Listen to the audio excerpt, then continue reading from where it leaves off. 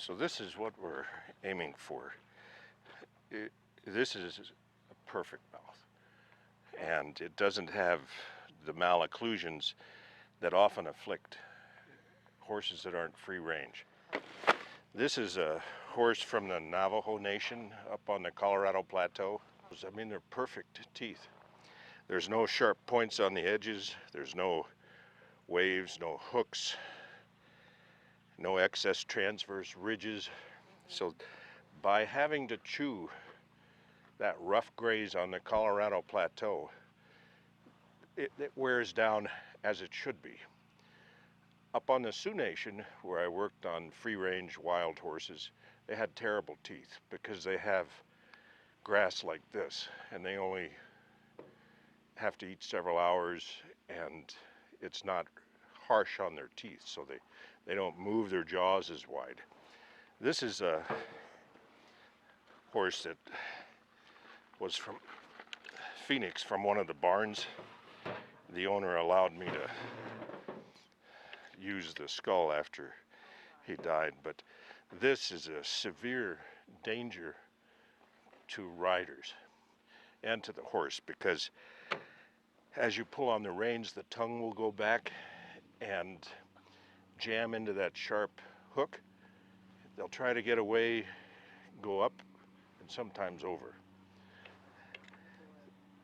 This horse had a dentistry not too long before he died. He died of colic, but he had, you can see he has no sharp points here. Whoever did the dentistry took the points off. They did not take off this ramp here. They did create a bit seat, but I consider this a minimal dentistry. And this is what I was doing 50 years ago, taking off the sharp points. If there was a hook up front, I would have taken that off and called it quits.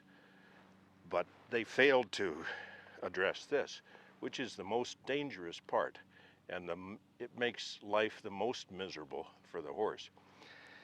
It also keeps the lower jaw from moving forward. It locks it in there. He probably had a hook in the front, and that combined with this wave here and this low area here prevented normal movement and further aggravated all the problems. When I'm teaching vet students, I have a hard time explaining this next concept, which is the front teeth descend continuously just as the cheek teeth do. And many dentists and vets don't address the growth of the front teeth, which is exasperating, because if they're not addressed, they will hold the cheek teeth apart, like it shows here. So these are held apart about 1/8 of an inch. Because their surface is at an angle like that on the bottom and like that on the top, when they move sideways, they do eventually touch. And when they touch, then the front teeth separate. But it took a long way to get over here. And that's what we're going to do with Isabella first, is to see how soon her cheek teeth are in full contact and force her front teeth to separate.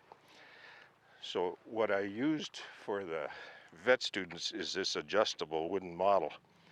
So I'm lowering it now, and you can see now they're touching. And as soon as I move the jaws sideways, they separate. So this would be 100%. The previous one would have been about 25% contact. And that's common many times on neglected horses or those that have received minimal dentistry. These are so long they hold the cheek teeth apart, they barely touch. And that's part of what I think is the most important part. It's also one of the more dangerous, because you can go too far trying to correct that and hit a pulp canal, which in nature recedes slowly when the teeth are worn down. But if you're cutting them off, say a 1/4 inch here or an 1/8 of an inch, you can easily get into a pulp canal, which can then get infected and then go to the socket and infect the tooth and cause it to become loose and fall out, abscess. I like to be able to sit underneath them and look up there with a good light and have them restrained so they're not throwing their head around. So I can safely do that. These are photos of normal teeth here. And then these are malocclusions, which you rarely see in the free range horses. I've had 5 or 6 skulls from the Navajo Nation, and even though they were beat up and missing teeth from trauma, from fighting, and even though they died younger because they wore their teeth out, they had excellent cheek teeth because of that wear. And that is the downside. They wear so aggressively that by 21 or 22 they're done. Their teeth have gone from roots that long, ground down to there, and then they fall out, and then they die.